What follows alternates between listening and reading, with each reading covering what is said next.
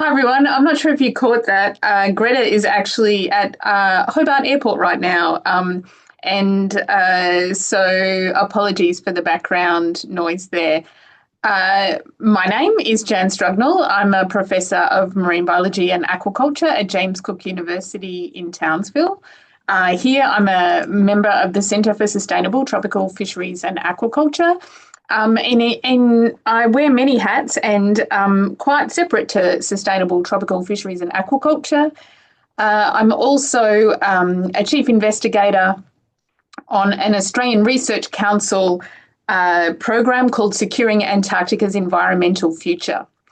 I'm a geneticist, and here at JCU, I co-lead a group called the Marine Omics Group, and we're interested in using genetics and genomics tools to apply to both blue sky science and applied research questions. And my link here today with Greta is through Redmap, which we'll be telling you more about as the presentation goes on. And Redmap stands for Ranger Extension Database and Mapping Project, and I'm the Queensland lead for that. And if Greta's got no background sound right now, announcements, I'll let her introduce herself. Yeah. Yeah.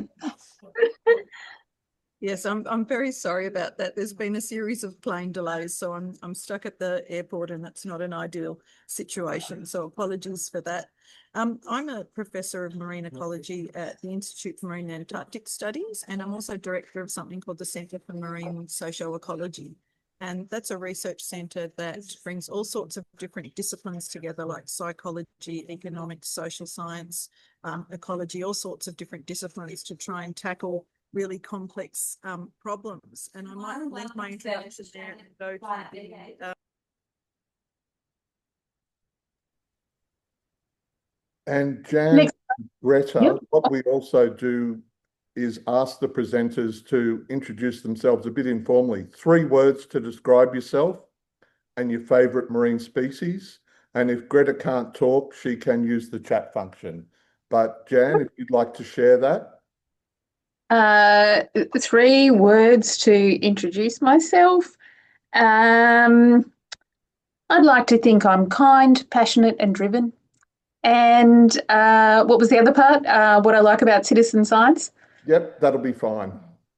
Yeah, what I like about, sorry, I just saw that Greta's answers there in the chat. What I really like about citizen science is that the data that citizen scientists provide to both Redmap and other projects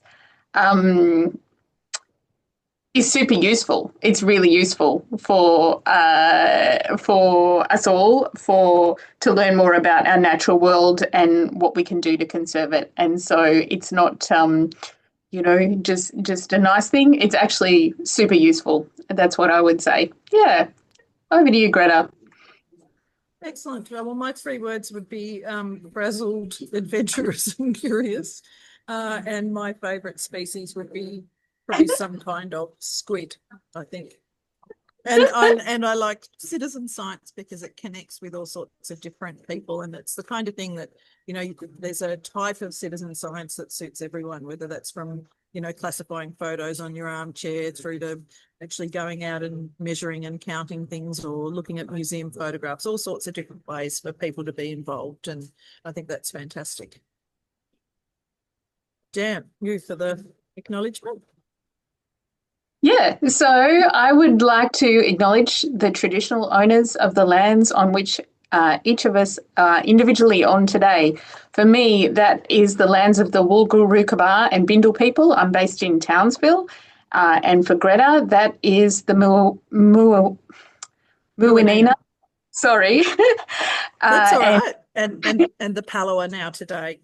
And Palawa now today. Yeah, as the traditional owners of the Hobart region. And I'd like to pay my respects to elders past and present. And I'd also like to acknowledge traditional owners' ongoing links and to the marine environment and their passion and custodianship of that. Gretta. so much, Jan.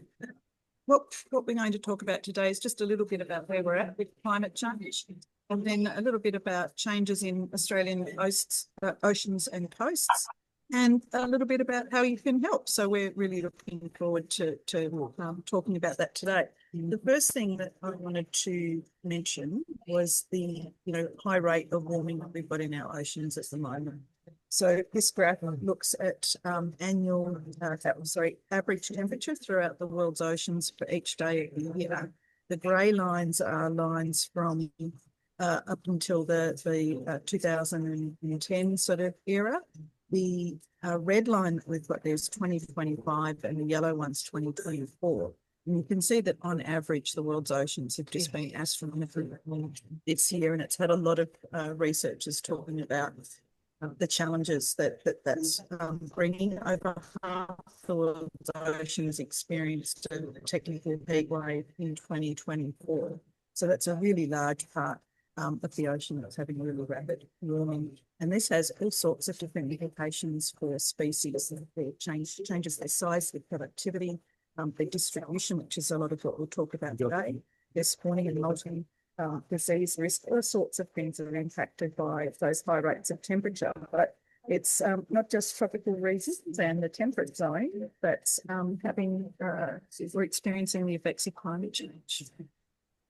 So more about each of these days on the thing about it. Jan? You. And so, as I said at the start of my presentation, I also work in the Antarctic environment, and this week I actually presented some research that I've been involved in at COP, and this is from research that we published in Nature a few months ago about the impacts of climate change on the Antarctic environment. And I just wanted to highlight some of these because our marine environments are really connected, and what's happening in Antarctica is coming to a postcode near you soon. And I think it's really important that I highlight the changes that are happening there.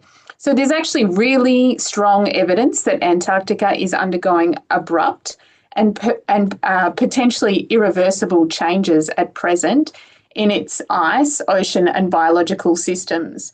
If you can go back one, Gretta, that'd be great. And our Antarctic systems are really tightly interwoven. And so when one system's out of balance, it has really cascading effects in all of the others. And importantly, as shown in the purple here, what I wanted to highlight is that the sea ice extent around Antarctica has declined really dramatically since 2014, and in fact has contracted poleward by about 120 kilometres. That's a really long way. And as sea ice is being lost, it's actually changing the amount of heat that's being retained. And what we need to appreciate is that when the sea ice freezes, seawater freezes to form sea ice, it actually rejects salt, it rejects brine, and these waters become heavier and sink. And that process drives the Antarctic overturning circulation. So what this is like a global oceanic conveyor belt that helps take carbon and oxygen and nutrients around the planet and is crucial for our climatic change. And because these changes are occurring in Antarctica, there's really good evidence that this is slowing. And importantly, the other big change that is occurring is we're seeing massive loss of ice sheets shown in the yellow. And so this unstoppable ice loss of the West Antarctic ice sheet could actually be exceeded even under best case CO2 emission scenarios. And we're nearing the point where we're locking in 3 metres of sea level rise that could become unstoppable for generations to come. So this is what is happening in Antarctica. But it's coming for us all. So if you can move to the next slide, Gretta, I just wanted to highlight this point about sea ice, because we're often thinking about sea ice in terms of the Arctic. And in the news, in the media, we hear a lot about what's happening in Arctic areas. But what we know from observations is that in the last 10 years, Antarctica has lost the same amount of sea ice as the Arctic has in the last 40 years. So in that top graph there, where you can see the time in years along the x-axis, and you can see the monthly sea ice extent shown in the purple. And if you look at the last 10 years between about 2015 and today, what you can see is that we're right down there in the negative territory. And this is really important. It has profound implications, as I spoke about, for the thermohaline circulation. But another one that is really important is that when there is sea ice there, it is white, it reflects the sun. And when there's less sea ice as well, then more heat is absorbed by the ocean. And this really exacerbates the problem because there's less energy reflected back into space. Thanks, Greta.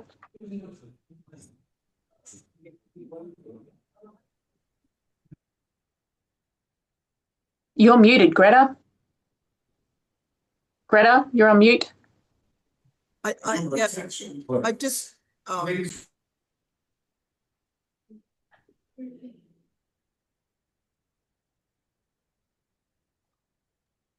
okay, I'm really sorry about that noise. There's literally nowhere else quiet in the airport to go.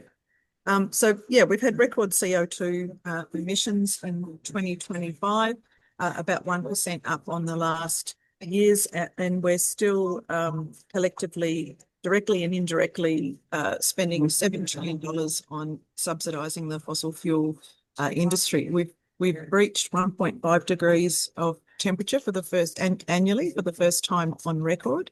That does not mean that we've reached the Paris Agreement, because that agreement's established, or that time period established is more than a decade. So we've hit an annual average of 1.5 degrees of warming, but hopefully that doesn't mean that we'll breach the Paris Accord in the next few years. And Jan? so we wanted to say that, and this is having impacts on our marine environment in Australia now. And so in the conversation just a couple of days ago was highlighted some of this coral bleaching that occurred at Ningaloo Reef. And this was driven by the longest lasting, largest and most intense underwater heat wave ever recorded in Western Australia. And so this details here the really severe and long-lasting impacts that this has had on Ningaloo Reef. And if you go forward one, Greta. And on the other side of the country, we're seeing the same things. So this reflects some of the findings of the AIMS long-term monitoring program. And importantly, the 2024 mass coral bleaching event, that was the 5th mass coral bleaching event on the GBR since 2016, and was part of an ongoing global event that began in the Northern Hemisphere in 2023. And this report from AIMS summarises the status in terms of percentage of coral cover of reefs in the northern, central and southern Great Barrier Reef following this 2024 mass coral bleaching event. And so data were collected from over 124 reefs between August 2024 and May 2025. And if you look at the lighter blue colours there, you can see that there's been a decline in coral cover in northern, central and southern Great Barrier Reefs. Next slide, please, Greta. And also we see impacts of heat waves in the south of the country too. So the ongoing toxic algal bloom that is occurring around the Adelaide region and has been going for many, many months now has been driven by marine heat waves and warmer than usual temperatures. And so this ongoing algal bloom has killed tens of thousands of marine animals, including things like cuttlefish, sea dragons, and many more species. And it also, what's important about this is it also has very important implications for fisheries, aquaculture, and tourism. So as well as the ecological impacts that are important for us, there are substantial economic impacts also. Thanks, Greta.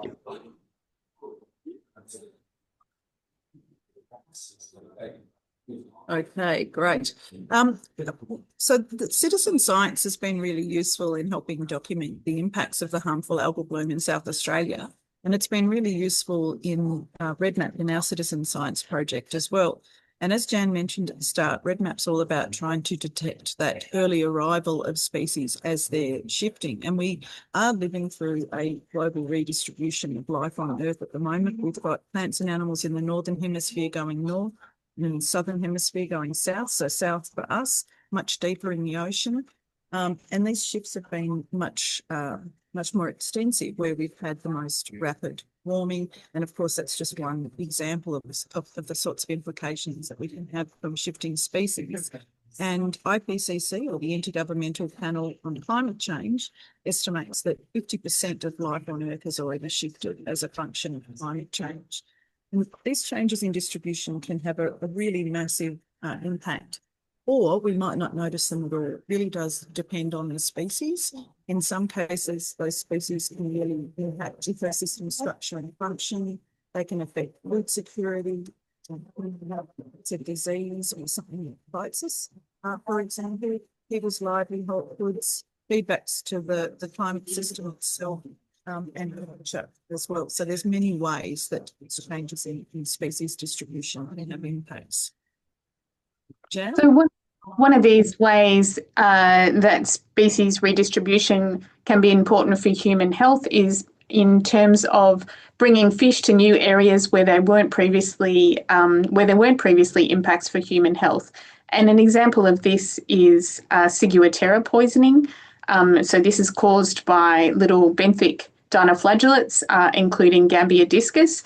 And so this is important in terms of range distribution, because not only are fishes that carry ciguatoxins moving further poleward, but also the benthic dinoflagellates that cause them are now being detected in more temperate areas also. I can do the next one if you want me to, Greta. So another example of this, if you can move the slide forward, please, is you might have seen on the news or seen recent footage also of sea urchins that are having a really devastating impact on Tasmanian's kelp forests. So this is Centrostephanus rogersi. It's a sea urchin that devours kelp, and you can see in the images on the right there a healthy looking kelp ecosystem at the top, and then at the bottom of that image an urchin barren where the urchins have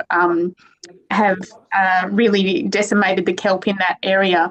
So they're overgrazing kelp beds, and this is occurring on Tasmania's east coast and having a massive impact on the ecosystem because of this range shift, because of these urchins have moved into these waters.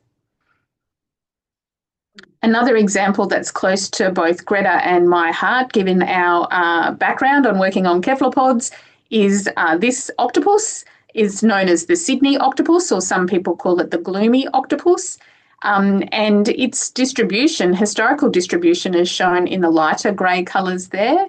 And then in 2006, it was detected for the first time, and important recordings were made by citizen scientists and through the Redmap initiative also, as this Sydney octopus moved into Tasmanian waters. So it has planktonic larvae that are carried on ocean currents.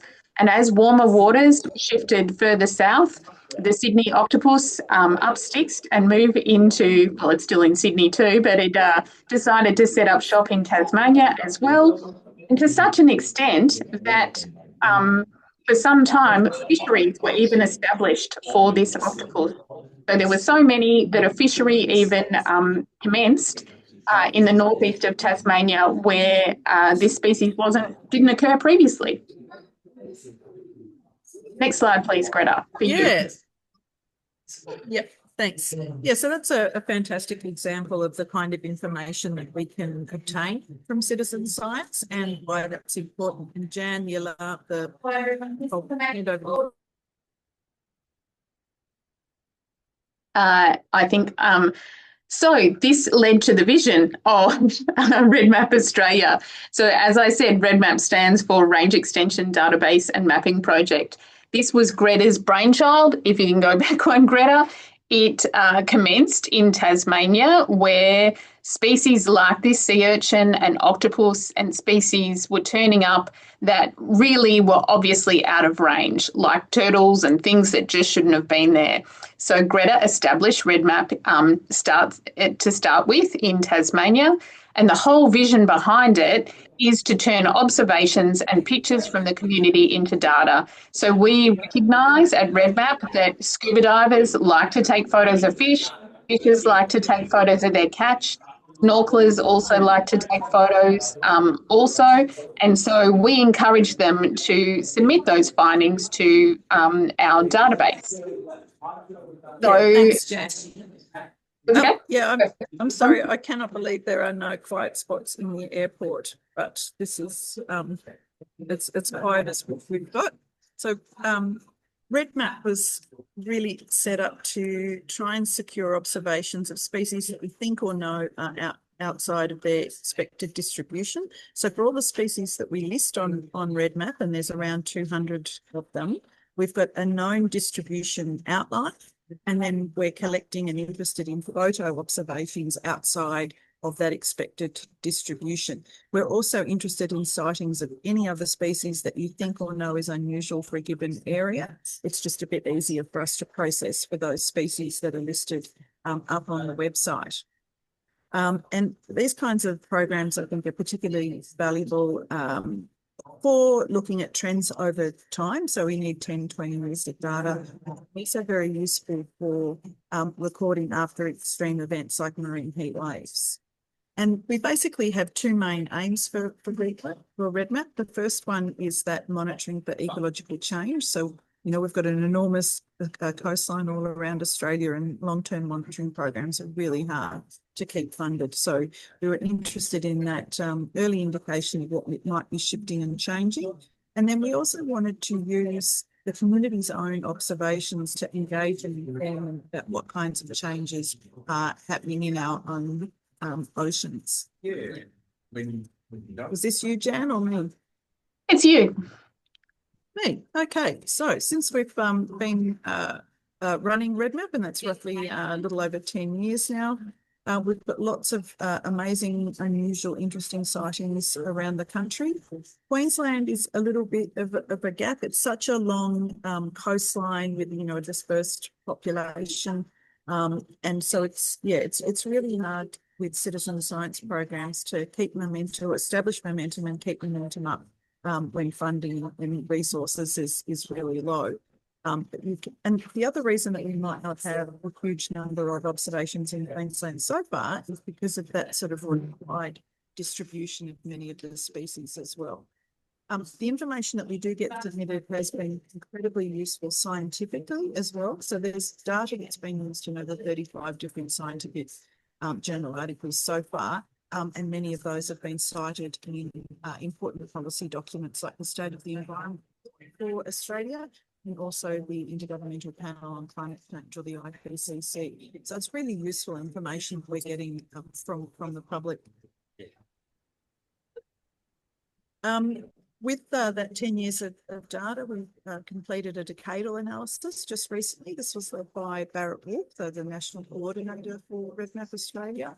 And this was really about looking at those trends in data over time. And it was a fantastic collaboration with iNaturalist and Reef Life Survey as well. So it was three national citizen science programs collaborating together to really try and look at how our systems have been changing over the years. So I really like the idea that this report card was such an important collaboration.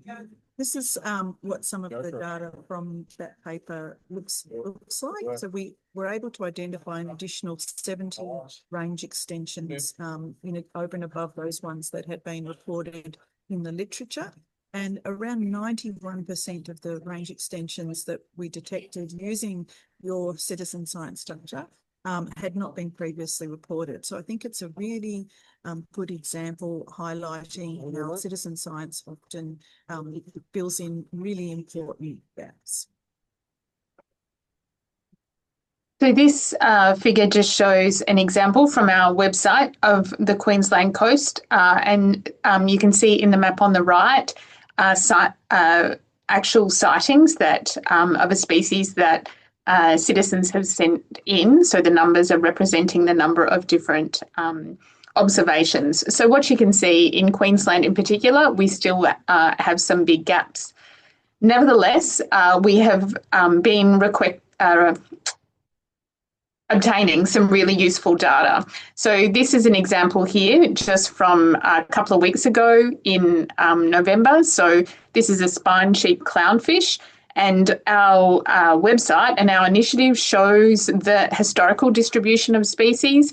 And we have a number of target species where we ask our citizen scientists to log if they see these species south of their known historical range. And so this spine sheep clownfish, this photo of it was snapped south of Cairns, which is a possible range extension for this species.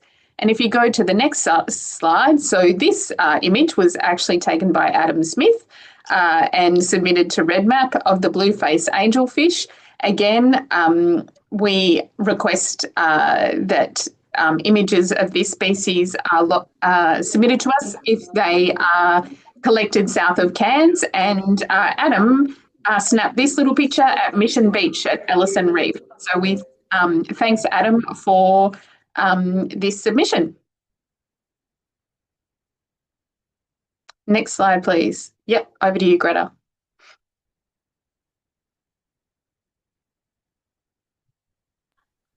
Your attention, please. I can do this if you like, Greta. So this is an example of a manta ray from the northeast of Tasmania. So this is an image that someone has taken some years ago now, but is obviously a species well outside of its range. So Redmap gives really effective engagement on climate change because it gives information to citizen scientists using their own data. And in studies that we've done, people say, and 97% of people surveyed say they trust the information they get from Redmap. So the information is really teaching the public more about distributions of species using their own data. Okay, and our data has been used in many different publications and contexts. So as I said at the beginning of this presentation, it's really super useful data. The Australian coastline is very, very long.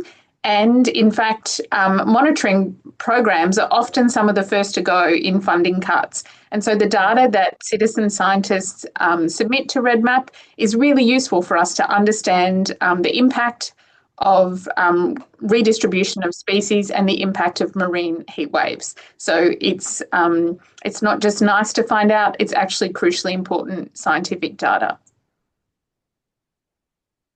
Yes, so I imagine that many of you online are already participating in citizen science projects, and I noticed that I think it was Tanya in the chat there said that that other sighting was hers, Tanya Murphy. So that's very ESP on the Jan to include sightings from people that we actually had online.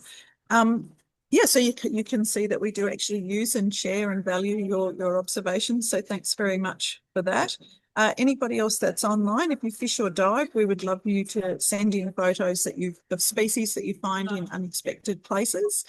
You can download our app. We're putting a grant application in shortly to give our website and app a major overhaul. So they are pretty clunky and it does need a little patience, and we're really appreciative of our citizen scientists persevere through that. But even if you're not fishing or diving, there's many ways that you can participate and help in citizen science. Oh, I just noticed Leona's got another one of her observations was in there too. So I can't believe that we've managed to get three observations from 3 people online. It's wonderful. Yes, you can still help the project by sharing our information on Facebook or signing up for our newsletter. We've got a LinkedIn profile now as well, and that's all helping disseminate the information and communicate and connect to more people that might be able to send in observations as well. So yeah, we've been running for about 10 years now. There's around 5,000 community sightings altogether, and it on one hand doesn't sound like a lot, but it's important, I think, to look at those and think each one of those observations is a unique piece of information that's unusual or unexpected in some way. And we wouldn't have that if it wasn't for the many citizen scientists around the country that are sending in photos. Jan, did you want to do this one and then I can finish up? Sure. And I just wanted to also say that in addition to our target species that we have on Redmap, we also do really encourage submissions of species that citizen scientists think are unusual for an area. And so we really recognise that fishers and divers, especially those that go back to a place time after time, often the experts in that particular area and a best place to know if something is unusual and out of range. So we do definitely encourage those sightings also. Redmap is supported by a huge range of universities and funding organisations, and we'd like to thank everyone that hosts Redmap, so several universities and organisations around the country, and provides funding for our initiative. Thank you, Gretta. Over to you. Yeah, thanks very much, Jan. I just wanted to finish up by introducing another project very, very briefly. And it's called Sea Change Australia. And it's about trying to connect with and answer questions for people that are fishing in some way, and that can include recreational fishing as well. So this is a project designed to get more communication and engagement and exchange between researchers, managers, and fishers, so recreational, commercial, cultural fishers. And basically you can send in any question on climate change that you've got whatsoever, and we match that question up with an expert in that area that then provides you with a written answer that we put up on the website.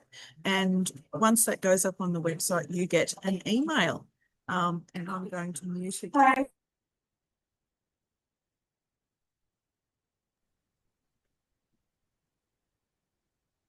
So I would like to thank you all for your listening. And also thank organisations that support me and that I'm associated with. So that's my laboratory group, most of them anyway, the Marine Omics group based here at James Cook University in Townsville. I receive funding from Securing Antarctica's Environmental Future. And I'm also a part of the CSTFA, which is our Centre for Sustainable Tropical Fisheries and Aquaculture here at JCU. As well as contributing to and trying to drive forward Queensland Redmap. Right. Yes, thanks very much, Jan. I would just like to finish up by saying thanks very much and thanks for your patience. I'm so sorry about the noise. I naively assumed there would be at least one quiet spot in the airport with the PowerPoint, and there just wasn't. But I'd really encourage you to send in any observations that you might get that you think might be suitable for Redmap. And please don't ever hesitate if you might think of maybe this observation isn't important enough, or I'm not sure. But that's very easy for us to sort out, and it's no trouble at all. And if you have any questions about climate change, then please scan the QR code and send those into Sea Change Australia. And if you do that before, I think it's the end of November, we've got some BCF vouchers that people can win as well. So I think we might be finishing up there, and over to you, Adam. So huge thank you to Gretta and Jan for a really informative presentation, and congratulations on 10 years of Redmap and also the new initiative Sea Change Australia. Now it's an opportunity for us in the audience to ask you some questions, and I hope everyone's got one to hand. Who would like to go first? Adam, I'd love to.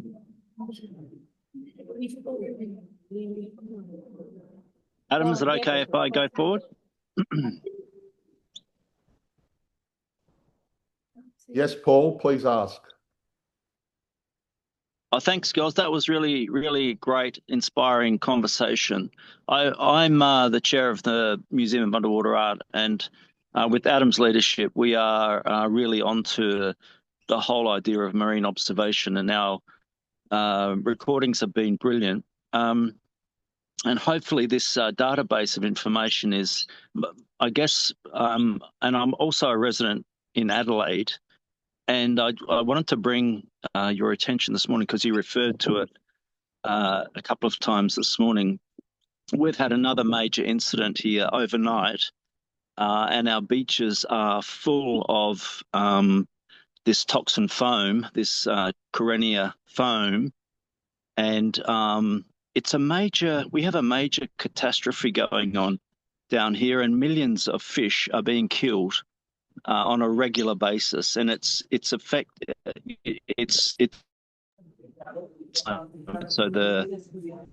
the toxins are in the deeper water and being blown in as soon as there's a storm, and there's a massive fish kill as a result.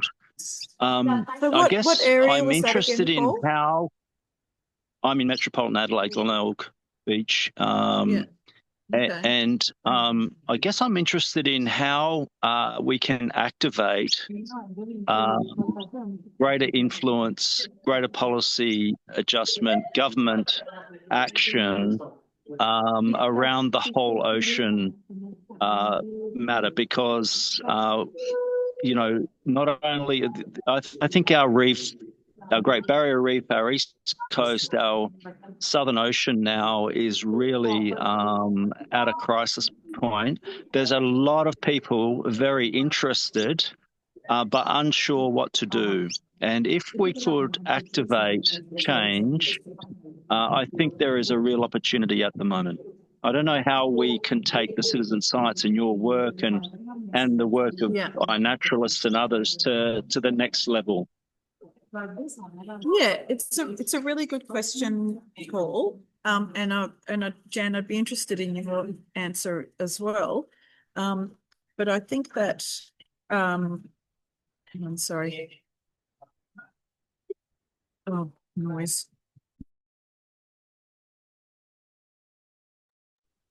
Jan, maybe we'll ask you to step in and answer your perspective. Yeah, it's a great point, Paul, and and I agree with you. And I also know and love the area that you're talking about. In addition to being up here on the GBR, I think I wish that there was a super easy answer to it. For my part, trying to in addition to writing scientific papers, to try and write companion policy pieces, to try and communicate the science as much as possible to the general public and others, is super important. And in terms of trying to communicate science to politicians, to our friends, to those around us, and to try and explain the importance of what's happening, I think is super crucial. And for that reason also was why I was trying to also highlight what's happening in Antarctica is so important for all of us that's happening today. So continuing to do our best to raise awareness, it doesn't sound like a very satisfactory answer. But that's what I have. Gretta, how about you? Yeah, I popped some things in the chat actually, because we've got a Great Southern Reef Ian Potter project that's associated with the Great Southern Reef Foundation in some ways.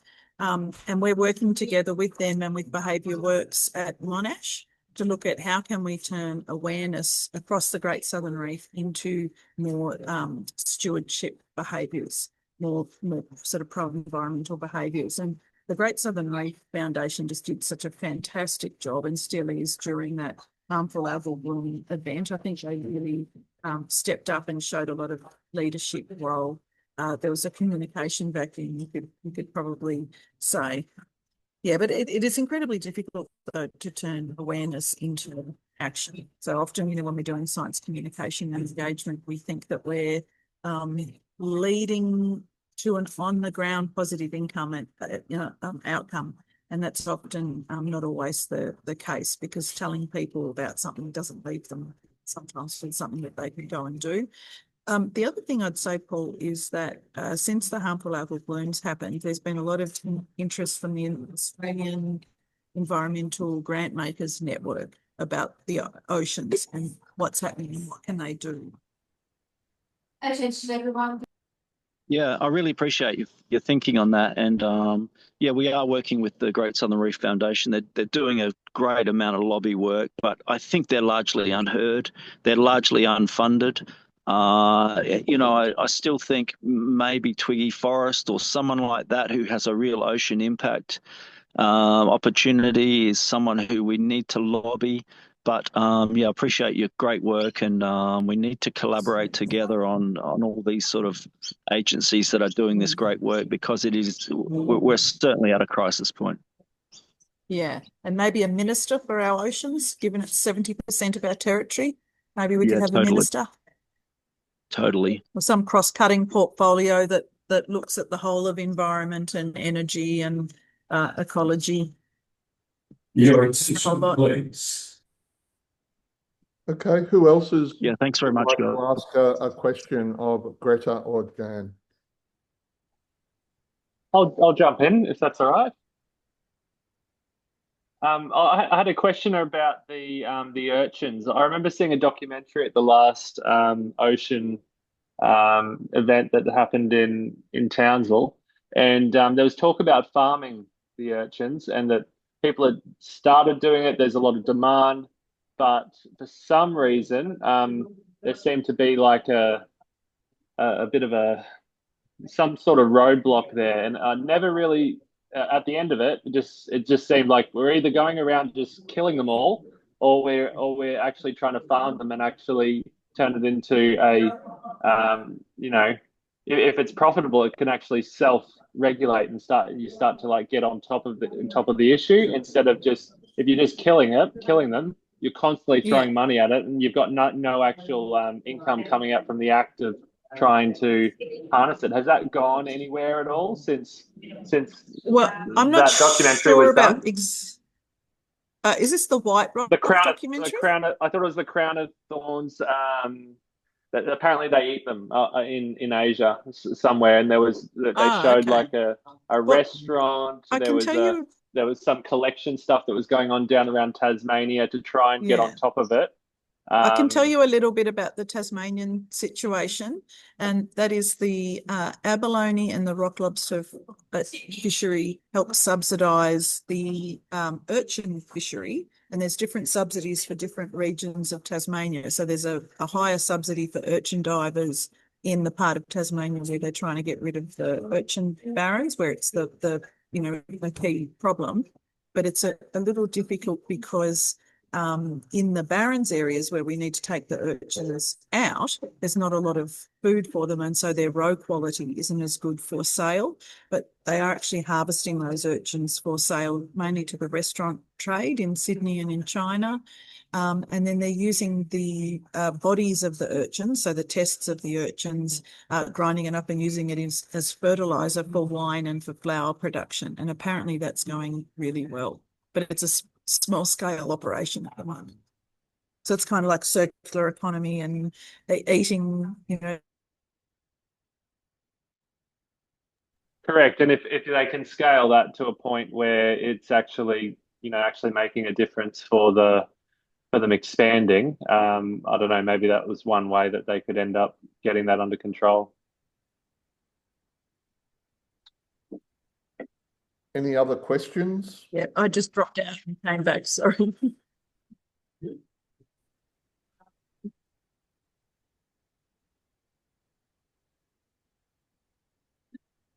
All right, well, thank you very much, everyone. Thanks, Gretta. Thanks very much for your time, everyone.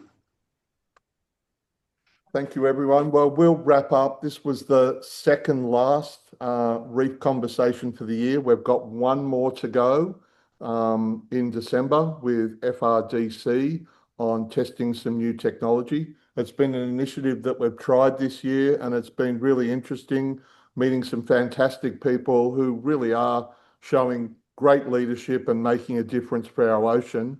I'd love to try and think of a way where we can bring those people together, not only sharing knowledge, but as Paul says, to turn it into action.